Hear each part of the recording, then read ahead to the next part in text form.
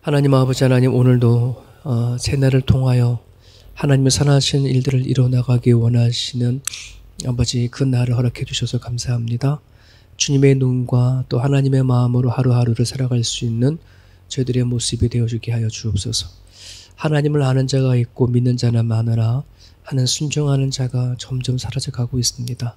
이 마지막 때에 믿음을 갖고 순종하며 하나님의 뜻을 위해 살아갈 수 있는 저희들의 모습이 되어줄 수 있도록 도와주옵소서. 우리가 하나님 앞에 질문을 던지며 이 시대에 무엇을 해야 하는지, 어떤 자세로 살아가야 하는지, 무엇을 이야기하고 살아가야 되는지를 우리가 하나님 알 수 있도록 성령께서 가르쳐 주시고 또 도와주시기를 간절히 바랍니다. 아버지 하나님, 우리는 어느 때보다도 가장 이 세상이 힘들어진 세상을 보고 있습니다. 또 세상이 병들어가는 것도 우리는 봅니다. 어쩌면 이 자연과 수많은 세상들이 우리를 향하여 끊임없이 경고하고 있는 것 같습니다. 하나님의 메시지를 잘 들을 수 있도록 주님께서 붙잡아 주시옵시고 깨어있게 하여 도와주시옵시고 그냥 막연히 신앙생활 하지 아니하도록 성령님께서 도와주시기를 간절히 바랍니다. 특별히 우리들 자녀들을 양육하는 부모이고 또 아버지 어른들입니다. 이 아이들에게 예수 그리스도의 복음이 흘러갈 수 있기를 원합니다. 아버지 하나님 도와주시옵시고 주께서 인도하여 주셔서 정말 다음 세대들이 하나님 앞에 든든히 세워져 가는 것을 우리가 바라보고 기뻐할 수 있도록 주님 붙잡아 주시옵소서. 저들의 교회 특별히 말씀과 기도로 균형을 이루어져가는 신앙을 가꿀 수 있도록 도와주셔서 진정한 삶의 변화와 열매를 아버지 맺을 수 있는 저들의 모습 되게 하여 주옵소서. 감사하며 예수님의 이름으로 기도합니다. 아멘. 에베소서 3장 14절에서 21절입니다.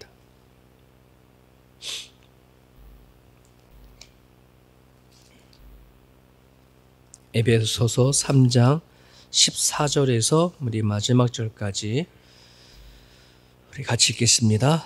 이러므로 내가 하늘과 땅에 있는 각 족속에게 이름을 주신 아버지 앞에 무릎을 꿇고 비노니 그의 영광의 풍성함을 따라 그의 성령으로 말미암아 너희 속사람을 능력으로 강건하게 하시오며 믿음으로 말미암아 그리스도께서 너희 마음에 계시게 하시옵고 너희가 사랑 가운데서 뿌리가 박히고 터가 굳어져서 능히 모든 성도와 함께 지식에 넘치는 그리스도의 사랑을 알고 그 너비와 길이와 높이와 깊이가 어떠함을 깨달아 하나님의 모든 충만하신 것으로 너에게 충만하게 하시기를 구하노라.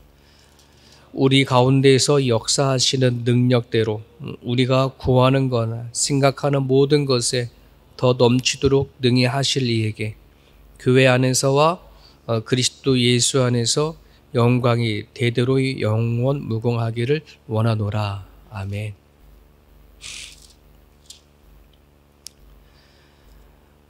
에베소서 1장 15절에 보면 거기에도 이제 바울의 기도가 나오는데 오늘 본문 같이 읽은 이 부분 안에도 바울의 기도 제목이 나옵니다.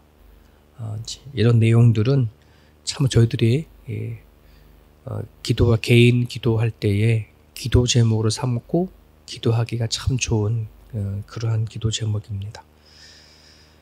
우리 눈으로는 구체적인 어떤 기도 제목을 드리고 그것이 내 눈으로 이루어지냐 안 이루어지냐 볼 수 있는 그런 걸 원할지 모르지만은 진짜 우리가 기도해야 될 것은 눈에 보이지 않는 내 안에 있는 내 인격, 내 성품, 또 나의 생각들 이런 것들이 하나님 안에 바뀌어져 가고 변화되어져 가는 그 사모함의 기도가 우리 가운데 분명히 있어야 할 줄 압니다.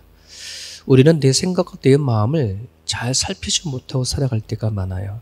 눈앞에 닥친 문제 앞에 그 문제만 어떻게 해결되기를 원하는지 그 문제를 대하는 내 생각과 내 마음이 어때야 한다는 거에 대해서는 잘 생각하지 않고 살아가는 것 같아요.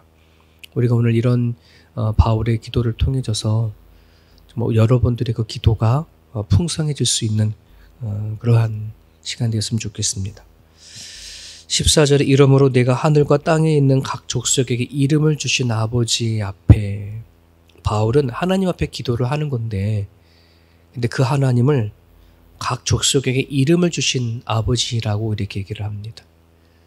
이름을 주셨다라고 하는 이 의미에는 존재케 하신 하나님, 그리고 그 존재에 대해서 전혀 모르는 것이 없는 완벽하게 아시는 하나님이란 뜻입니다. 그 하나님 앞에 엎드려 기도한다는 겁니다. 저는 신앙생활을 하면서 모태신앙자로서 가장 고민했던 것이 내가 나에 대한 존재에 대해서 잘 받아들이지 못했다는 겁니다. 하나님이 세상을 창조하고 나를 창조한 것은 알겠는데 나를 왜 창조했냐 이겁니다. 나를 이 땅에 왜 있게 했냐 이 말입니다. 문득 이렇게 살아가다 보면은 지금 생각하고는 내가 나를 볼 때에 되게 신기할 때가 있습니다. 얘는 어디서 왔지? 지금 생각하는 얘는 어디서 왔지? 정말 얘 생각하는 얘는 또 어디로 가지? 내가 내 자신을 바라볼 때에 그런 생각이 들더라는 거죠. 근데 그것에 대해서 정확한 답을 갖지 못하니까 갑자기 두려움이 와요. 이렇게 생각하고 느끼고 먹고 마시고 느껴지는 이 모든 것들을 도대체 나중에는 어떻게 되는 거야? 이전엔 나는 어디 있었어? 나름대로 왜 이런 생각을 가지니까 되게 두렵더라고요. 그러니까 하나님에 대한 정확한 개념이 없다 보니 나는 느껴지고 내 영혼은 느껴지는데 내가 여기에 존재하는 것이 왜 존재하는지를 잘 모르고 살았었던 때가 있었습니다. 근데 이젠 내가 존재가 어디서부터 왔는지, 그리고 나보다 나를 더 잘 아신 하나님께서 나를 또 어떻게 이끌어 가려고 하시는지, 이것을 알게 되어질 때에 거기서 오는 평안이 너무나 크더라는 거죠. 여러분들이 그런 그리스도의 평강이 있었으면 정말 좋겠습니다. 우리는 지금 살아가고 있는 이 시대에는 예측할 수 없는 세대, 정말 앞으로 어떤 일들이 더 우리를 힘들게 할지, 또 어떤 일들로 우리는 이 세상 살아가는 것이 버거울지 잘 알지 못하지만은 이미 우리를 작정하시고 보내신 하나님 섭리 가운데 들어와 있는 이런 걸 여러분들이 느껴지면은 정말 하나님과의 교제와 또 기도가 또 찬양이 저절로 이루어질 줄 믿습니다. 여러분, 바울은 성경의 대가입니다. 성경에 대해서 공부를 되게 많이 했고 잘 알던 사람이었습니다. 그리고 나서 예수님을 통해서 그 알았던 메시지가 확실히 알아질 때에 그 정도면 정말 하나님의 뜻이 무엇인지 잘 알 거 아니겠습니까? 근데 그럼에도 불구하고 바울은 늘 기도하라고 합니다. 하나님의 뜻을 알고 하나님의 생각을 안다 할지라도 날마다 기도하라고 한다는 겁니다. 왜 그러냐 그러면 하나님을 아는 것과 그 알고 살아가는 그 힘은 다르거든요. 다른 거예요. 내가 무엇인가 지식에 대해서 아는 것과 그 지식을 가지고 내가 그대로 살아내려지는 것은 다른 거거든요. 많은 사람들을 이렇게 보게 되어지면 저 사람은 아는 것도 되게 많은데 지식도 참 많은데 왜 안 움직일까? 왜 그렇게 못 살까? 이런 거거든요. 여러분, 솔직히 말하면요, 우리는 하나님에 대해서라든 더 많이 알 필요도 없어. 솔직히 말하면 우리 아는 만큼도 충분해. 여러분, 우리 믿음의 할아버지, 믿음의 할머니, 선조들을 보게 되면 우리만큼 알까요? 하나님에 대해서? 우리만큼 성경에 대해서 알까요? 우리만큼 많이 성경을 들었을까요? 우리만큼 강의 설교를 많이 들었을까요? 안 그렇거든요. 우리는 하나님을 몰라서 그러는 게 아니에요. 하나님 몰라서 설교를 듣고 하나님을 몰라서 더 많이 아는 것만큼 살아내지 못해서 그런 거거든요. 이 얘기는 기도가 없어서 그래요. 기도는 아는 만큼 살아낼 수 있는 힘을 주거든요.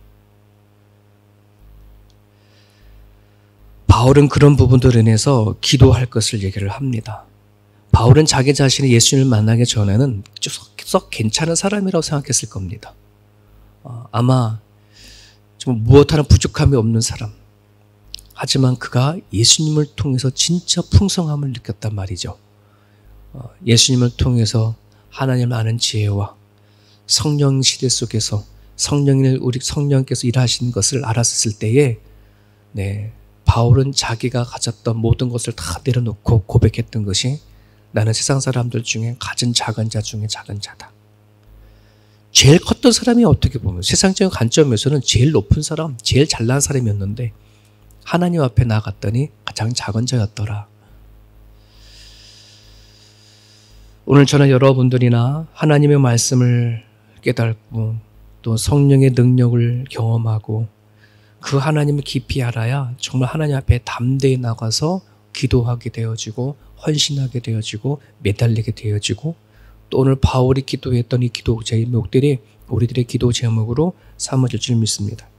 16절에 바울은 첫 기도 제목을 이렇게 얘기합니다. 그의 영광의 풍성함을 따라 그의 성령으로 말미암아 너희 속사람을 능력으로 강건하게 하시오며 성령을 통해서 속사람의 능력을 강건하게 하라는 말입니다. 속사람을 단단하게 하라는 말입니다.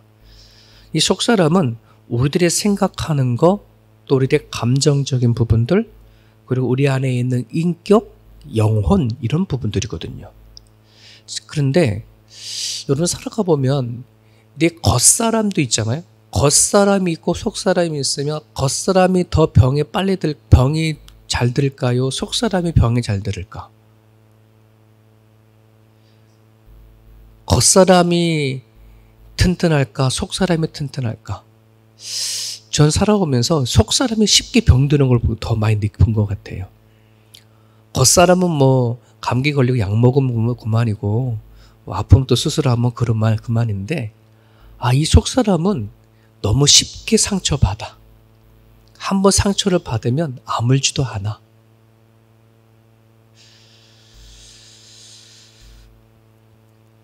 예전에 한국의 프로그램 중에 보고 싶습니다라고 하는 프로그램이 있었습니다. 가족들끼리 또는 스승과 제자들끼리 오래 떨어져 있었을 때 자기가 보고 싶은 사람을 찾는 그런 프로그램이었는데 아직 잊혀지지 아니한 한 분이 계셨어요. 자기 엄마를 찾는 그런 여인이 등장을 했습니다. 근데 이 딸인데 엄마를 잃어버린 것도 아니고 또 부모가 아이를 잃어버리니까 다른 어떤 것도 아니에요. 그러니까 10세 때, 10대 때에 엄마가 말 한마디 잘못했는데 이게 마음에 상처가 돼서 집을 나가버렸어. 집을 나가버리고 약 40년 넘게 어머니한테 연락도 안 왔어. 40년이 넘어서 자기의 이제 모습을 발견하고 그래서 엄마를 찾으려고 한 거예요. 그런데 나중에 찾긴 찾았는데 이미 돌아가셨어. 다른 어떠한 문제도 아니야. 그냥 엄마의 말 한마디가 상처가 받아서 집을 가출했는데 가출한 일로 40년이 지난 거지. 여러분 사람이란 마음은요. 이렇게 상처가 받기 쉽고 상처받은 것도 너무나 오래가고 치료되어지지가 않는다는 거. 오늘 바울은 우리들의 속사람을 놓고 기도하랍니다. 성령의 9가지 열매는 우리들의 속사람에 관련이 된 겁니다. 성령을 통해서 열매를 맺지 못하면 사랑과 희락과 화평과 오래 참음과 자비와 양성과 충성과 그 온유와 절제가 우리 마음에 조금씩 좋은 것이 세워지지 아니하게 되면 저분이 살아가는 데 있어서 참 많이 힘이 듭니다. 내 마음 안에 단단해져야 어떤 말도 어떤 문제 안에 넉넉히 이겨나갈 수 있지. 솔직히 인생 살아가는 데 있어서의 문제가 아니거든요. 사고가 아니고 내 마음이 문제입니다.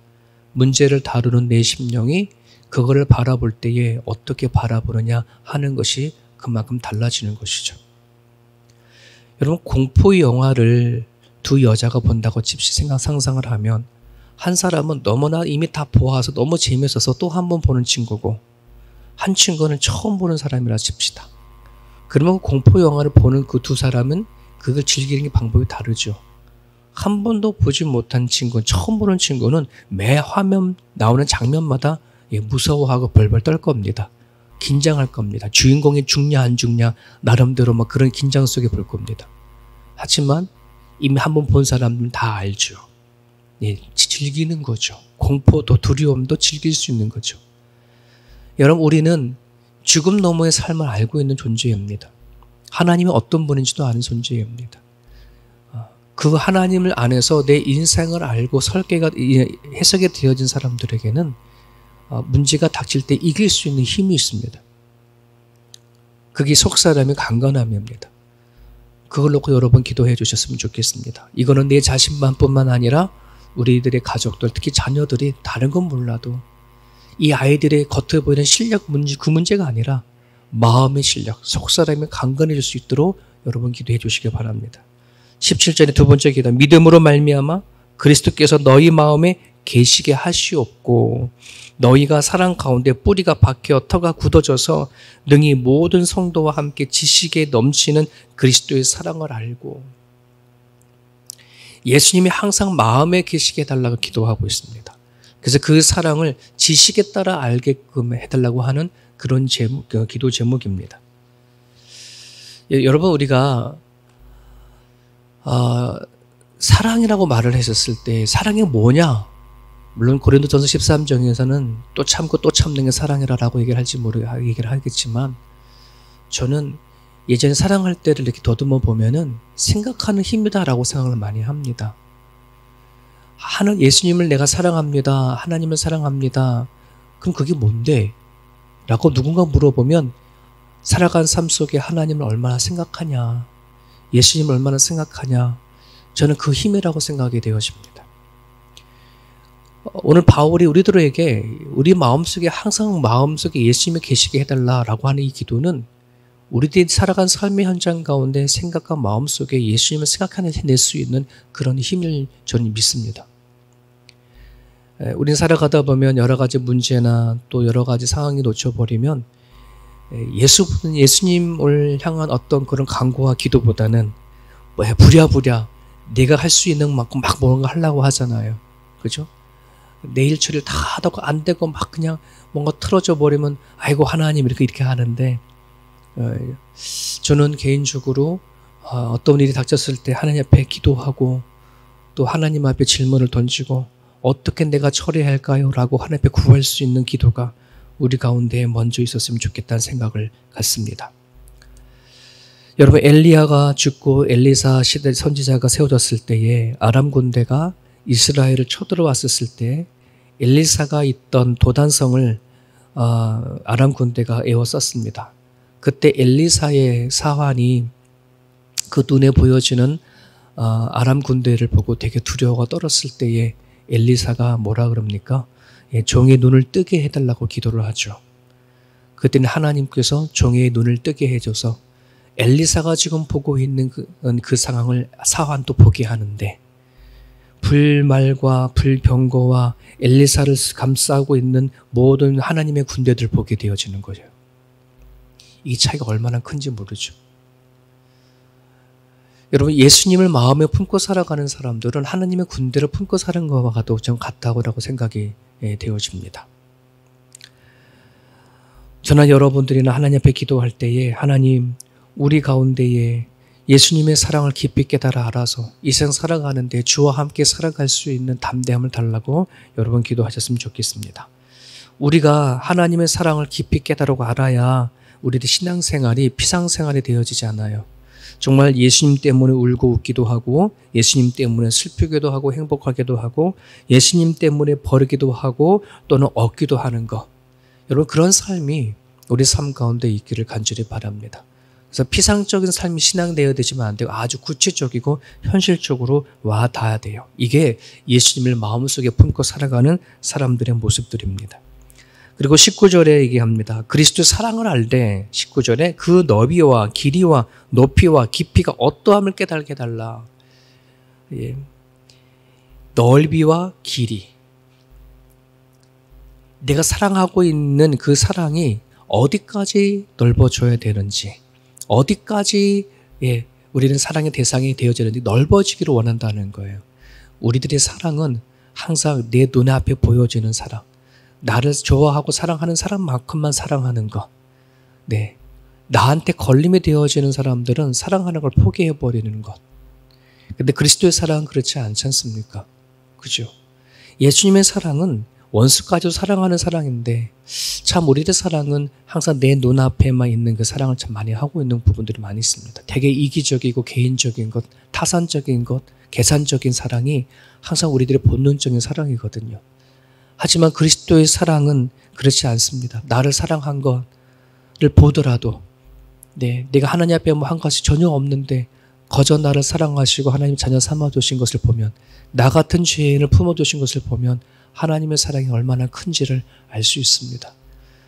그 사랑을 내가 알아야 정말 내가 사랑할 수 없는 사람도 사랑할 수 있는 힘이 생기는 거고 사랑할 수 있는 거고 정말 내가 용납할 수 없는 사람도 그리스도의 사랑을 용납을 하는 것이지 그리스도의 사랑을 알지 못하면 우리는 결코 누구를 용납할 수 없습니다. 누구를 결코 이해할 수도 없습니다. 누구를 결코 받아들일 수가 없습니다. 그리스도의 사랑의 깊이를 아는 사람만이 용납하는 힘이 생기고 또 이해하는 힘이 생기고 그럴 수도 있지라고 하는 마음이 생기지 그런 마음이 없으면 우리는 하나님을 놓고 사랑한다고 입술은 고백하지만 전혀 우리는 용납하고 받아들일 수 없는 우리들의 모습들입니다. 오늘 예수님의 뒷부분 20절 21절에 보면 그 모든 충만함이 풍성함이 예수님께 있음을 고백하면서 마무리를 합니다. 이 시간 여러분들의 기도해 주실 때 이 세 가지는 속사람을 강건케 해 주십시오. 우리 안에 예수님이 항상 계시게 해주셔서 내 아이의 삶이 피상적인 삶이 아니라 하나님 앞에 구체적인 삶이 되게 해주십시오. 그리고 그리스도의 그 사랑의 넓이와 길이와 높이가 깊이가 어떤지 깨달아서 알아서 기어코 나도 낮아질 수 있는 힘, 누군가를 섬길 수 있는 그런 풍성함들, 사람들에 대한 소중함과 가치감을 우리가 깨달아 알아갈 수 있게 해달라고 그 충만함을 느낄 수 있게 해달라고 이 아침에 여러분들 기도해 주셨으면 좋겠습니다. 자유롭게 기도하시다가 돌아가시길 바랍니다.